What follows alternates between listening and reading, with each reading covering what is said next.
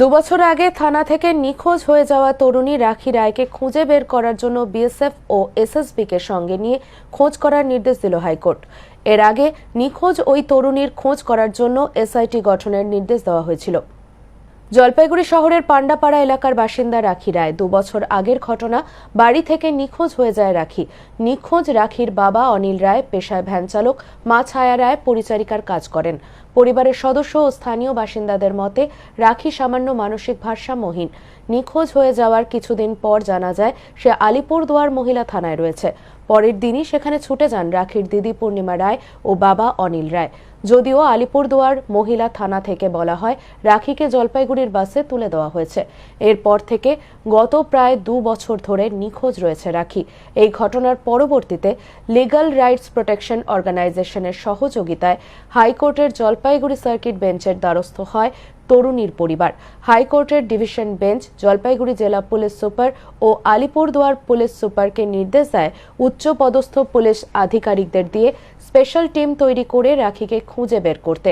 নিখোঁজ রাখির অসহায় বাবা জানিয়েছেন, কোর্ট যেটা নির্দেশ দিয়েছে এটা খুবই ভালো, পাইলে পাওয়া গেলে ভালো হয়।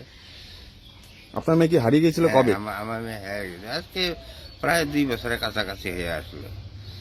তারপর তো আবেদন করা হয়েছিল থানায়, এইটুকি আর কি। আর এখন তো পাওয়া যায়। আবার কোর্ট যখন নির্দেশ দিছে আমরা খুব খুশি। সন্তান হারা জ্বালা তো জানেনি কিরকম, এটা তো আর খুলে বলা যায় না, ভিতরে ভিতরে ক্ষোভ হয়। মামলাকারী পক্ষের আইনজীবী অতীন্দ্র চৌধুরী জানিয়েছেন, 2024 সাল থেকে এই মামলাটি চলছে। হাইকোর্টের নির্দেশ অনুযায়ী মহিলা থানা থেকে নিখোঁজ ওই তরুণীকে খুঁজে বের করাই মূল লক্ষ্য। এই জন্য পূর্বে গঠিত স্পেশাল ইনভেস্টিগেশন টিম এবার বিএসএফ এবং এসএসবিকে সঙ্গে নিয়ে ওই তরুণীর খোঁজ চালাতে পারবে। এই নিয়ে আগামী 8 সপ্তাহের মধ্যে হাইকোর্টকে রিপোর্ট জমা দিতে বলা হয়েছে। মূল অভিযোগ হচ্ছে আলিপুরদুয়ার ওমেন পুলিশ স্টেশন থেকে মেয়েটি নিখোঁজ। 26শে নভেম্বর 2024 সালে জাস্টিস শম্পা সরকার এবং জাস্টিস পার্থ সারথী চ্যাটার্জি তাঁরা নির্দেশ দিয়েছিলেন এসআইটি গঠন করার জন্য। সেই মতো জলপাইগুড়ি এবং আলিপুরদুয়ারের পুলিশ সুপার এসআইটি গঠন করেন।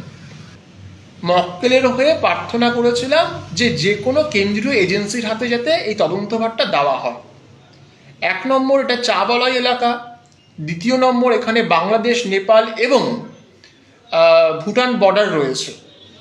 সব দিক বিবেচনা করে কোর্ট বলেছেন এসআইটি চালিয়ে যাক, এসএসবি বা বিএসএফ এর সহযোগিতা নেবে এবং শুধুমাত্র পশ্চিমবঙ্গ নয়, পশ্চিমবঙ্গের বাইরে ইউপি, বিহার বিভিন্ন জায়গাতে অবশ্যই তারা খোঁজ চালাবেন, বর্ডার এলাকা সহ।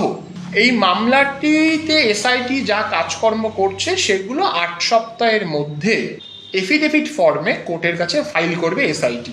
আমরা বিশ্বাস রাখছি যে নিশ্চয়ই যে কোনোভাবে হোক রাখি উদ্ধার হবে।